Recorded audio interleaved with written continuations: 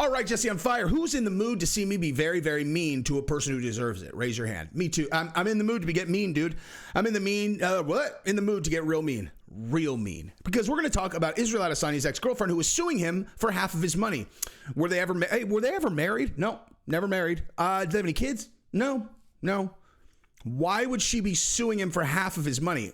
Because she's garbage. But does she have any chance of winning? Yeah, that's the really concerning thing. She does, actually, because they live in New Zealand, and there's this weird law that we're going to talk about on this video where she actually might win this case. Well, that is one of the most reprehensible things I've ever heard. I know. It's really gross. It's unbelievable the law even exists. But if it ends up playing out well for her, that would be the worst thing ever, because there's no one less deserving of someone's money than a person who was dating a famous person for 3 years and then sold information about him, threatened to blackmailed him. I'm going to get all your sponsorships taken away, and then comes after half of his money. Okay. This girl's garbage. And so I am going to treat her as such in this video. And yeah, that's what we're going to do. So if you like the sound of that, buckle up, because I have some fun ideas, some fun ideas. But first, if you haven't subscribed to the channel, go ahead and do that. That's the cost. You want to sit here, laugh at all my jokes. You want to laugh at all the things I say about this little skis bag. I'll tell you what, if you haven't subscribed yet and you laugh at one of my jokes, then you have to subscribe. That's the deal. We're handshaking it. You are agreeing to that. If you don't laugh at all, not even one time, or you don't smile or like one of the ideas, then fine, don't do it.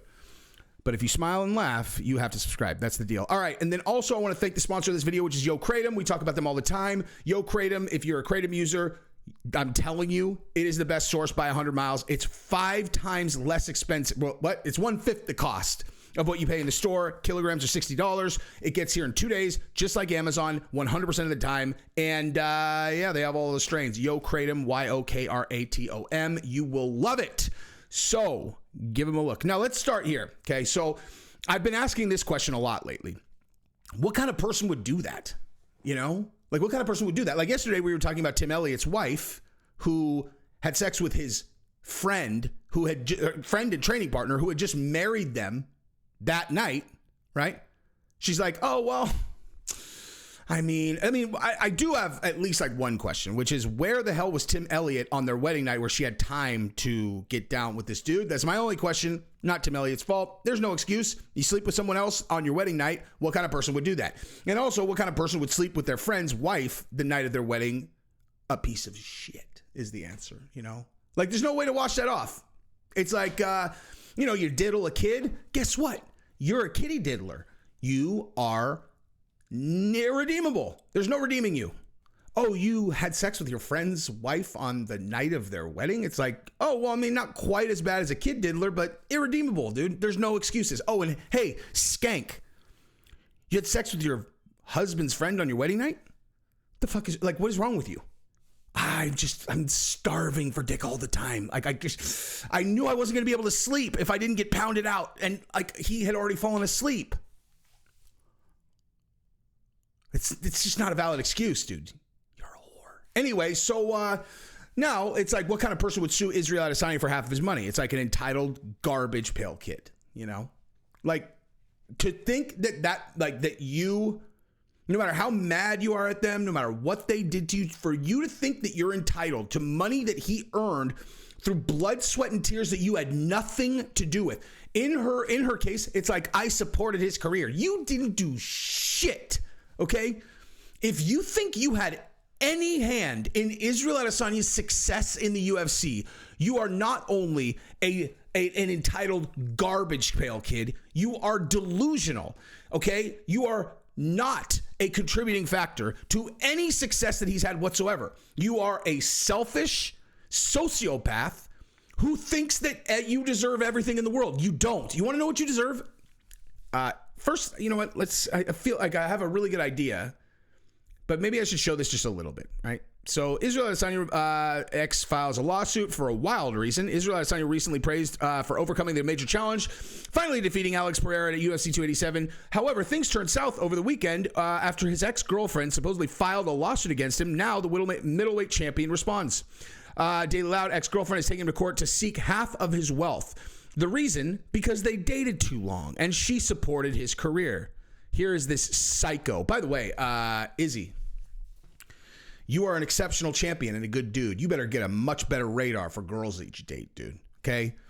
Girls are going to be throwing pussy at you your entire life. And you need to be better at deciding which girls that you bring into your life, because I would have seen this girl coming a mile away. I would never date a girl that was going to end up suing me. You know? Come on, dude. Now, anyway, let's just continue. They dated for too long.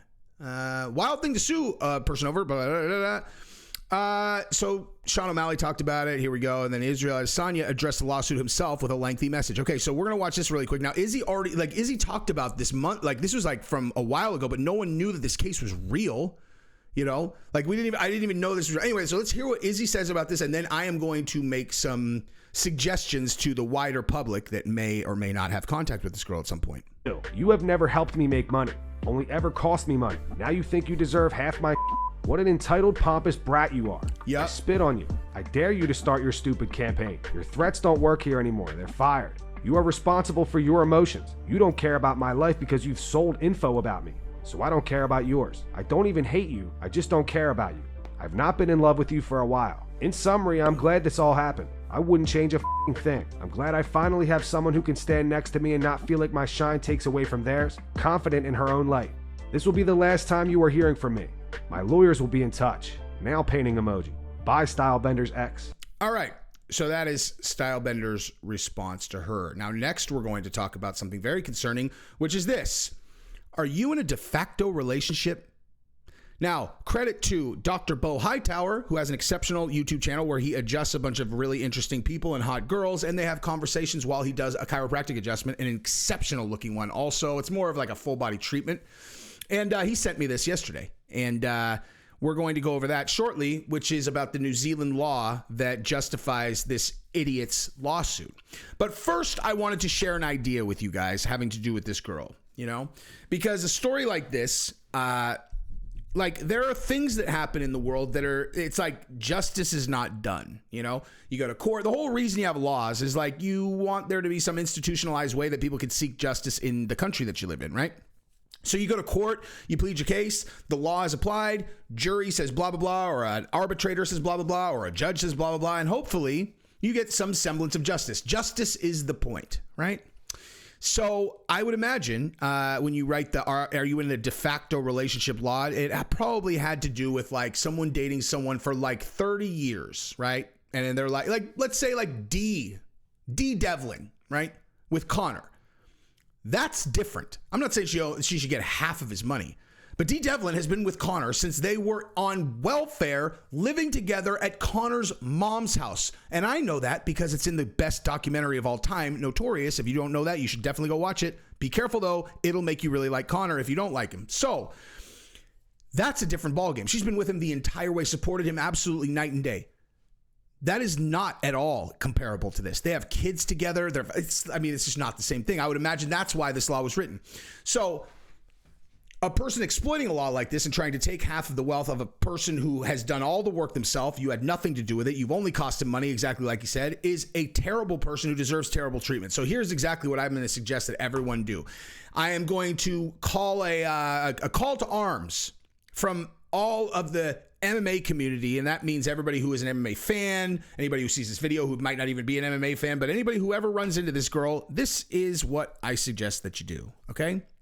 So you run into her, you see her, you recognize her from her pictures with Izzy, and you're like, oh my God, that's Israel Adesanya's ex-girlfriend. I feel like Jesse gave me some advice. Oh, I remember. So here's what you do. You're going to roll up on her. You're going to introduce yourself. You're going to pretend like you don't know who she is, and you are going to present yourself in a completely fabricated fashion. You're going to tell her a story that you can make up on the spot, but you're going to be a billionaire, okay? Or in the family of a billionaire. You don't need to be a billionaire yourself. Come up with a believable story. Your family, billionaires. Get something on Google, you know, something that you can show. You'd be like, yeah, this is my family, you know, make it believable. Make sure that like it's believable and simultaneously something you can pull off for the night. Okay. You're going to need to pull this off for the night. You're going to make up lies about how you got to wherever you were on a private jet. You're going to tell her that you were blah, blah, blah. Now, one thing, you're going to have to spend a little bit of money because you're going to have to book a hotel at a very, very nice place. All right. So you're going to do that on hotels.com. As soon as you realize that you've reeled her in, you tell her where you're staying. Then as soon as she's on the hook, you go book that place so that it's believable. You're going to tell her all kinds of wealth lies. Okay. She's going to think you are a rich, rich man. And because she's a gold-digging trash bag, she's going to let you bang her that night. And so you're going to take her back to your hotel, the very nice hotel that you spent the money on, and you're going to turn her out, dude. You know, she's going to be a willing participant, obviously. You know, she's going to be down for whatever, and you are going to just absolutely pretzel her. You're going to do anything that she'll let you do. You try everything, right? Try everything. If she's down, you do it. If she's not, obviously you don't. But what we want is when you never talk to her ever again, you want her to feel very ashamed of that night, right? Like you want her to feel like some rich, like she's never going to figure out that you weren't that person. You know, she'll probably search on the internet, you know, whatever. But the bottom line is we want to cause shame because that's what she deserves. And if she's not going to get it any other way, let's just be the hand. That's justice, dude. That's justice. You want to sue our guy, Izzy, for half his money? That's what you want to do? Okay, well, we want to lie to you and pretend we're billionaires since you're a gold-digging trash bag and then fuck you and never talk to you ever again. Oh, look how that works. It's not Jesse on nice. It's not Jesse on nice. So, that is actual advice, you know. I actually advise everyone to do that. So, let's go ahead and jump into the am I in a de facto relationship before I say something that I regret. Anyway, so let's read this. Am I in a de facto relationship? Unlike entering into a marriage or a civil union, there is no clear legal line or date as to when a de facto relationship begins. This means that determining whether a couple is in a de facto relationship will be a matter of evidence. The Proprietary Relationship of 1976 Act defines a de facto relationship as a relationship between two people, irrespective of gender, who are both 18 years or older, who live together as a couple, and who are not married or in any civil union with each other. It is living together as a couple aspect of the definition where the waters become murky and as sharing a home together, yada, yada, yada. So it's the duration of the relationship, the nature of the extent of the parties' living arrangements, whether or not a sexual relationship exists, the degree of the financial dependence on each other for money, whether one party supports the other. And basically all of this is the court has discretion to take any and all of the above factors into consideration to determine whether two people were living together as a couple, but none of the factors are compulsory. Therefore, it can be found that two people were living together as a couple, even though they did not live under the same roof. So even if you didn't even live together, okay? This means it can sometimes be difficult to know when property consequences can start flowing from a relationship. Once a couple has been in a de facto relationship for 3 years, the provisions of the act will apply to determine the division of assets and liabilities when that relationship ends. So, just to be clear here, okay? If you have been in a relationship for 3 years or more in New Zealand, even if you didn't live together, you can go after a person's assets afterwards. Brilliant. Brilliant. Hey, you guys got any other good ones? I do. We want to build camps. And if people won't take the shot, we lock them in the camp. When has building camps and then forcing people into those camps ever been something that the good guys do? Well, in this case, we're protecting the public good. Oh, really? Why did the Americans do it when we put Japanese in internment camps? Well, to protect the public good. Right. Was that like a good thing? Like, is that something good that we did? No, that was terrible. Right. Yeah, that's correct. You know, you thought I was going to talk about the Holocaust. Uh-huh. Yeah. You don't need to murder people for interning them against their will to be a very, very bad idea. Well, what does this have to do with the girl? Same country. Stupid people making laws. Terrible ideas. Obviously terrible ideas. Very, very, very bad idea. How? 3 years? 3 years? 3 years. Like I said, I can understand the argument for this if someone has been fully dependent on a person for a decade or more. 3 years? and there's no age qualification. You know what I mean? There's no age qualification. Like a person has been together with someone for like 15 years and now they're 48 or like 50 years old. And they're like, yeah, I mean, I was totally, or whatever. She's what, 28? Go get a fucking job. You know what I mean? No, well, I was dependent on him. Well, tough shit. Go be a waitress. That's probably right around your fucking pay grade, dude. Well, no, I think I'd rather sue Israel Adesanya for millions of dollars. I bet you would, dude. I bet you would. So do that. Yeah. Go sue Israel Adesanya for half of his money, because you're the good guy here. It's not about good guy, bad guy. It's about what I'm entitled to. You are entitled to a waitress job. Okay? If you're lucky. You know what? You know what you're entitled to? You're entitled to the fake Sultan story. That's what you're entitled to. So that's my take. I'm going to stop talking before I've like now, as soon as I got done talking about what I was suggesting, I started being like, not sure if this is, so I was just joking about all of that. I don't really think you should do that. That would be a very, very bad. No, I think you should. I do think you should do that. I do. Anyway, so man, it's just been like bad girl week, you know? I talked about Killer B and she said the thing about Coach Eric grabbing her butt. I felt bad about that. Okay. I'm going to say I felt bad about the Killer B thing that I did yesterday, and I take it back. I apologize to Killer B. I take it back. Skank sleeping with dude on wedding night. I don't take that back. Bad girl. Bad girl. Bad girl. Not even remotely that much worse than this girl. Okay. Half his money. He's a fighter. Okay. His career is short. You can be a waitress till you're 80. He can be a fighter for another few years. You want to take half the money he earned? Fuck you. Okay? This should infuriate everyone who understands the fight business on a level that would make you suggest the thing that I suggested. Fuck this girl. Anyway, that's what I got. Love you guys. Bye.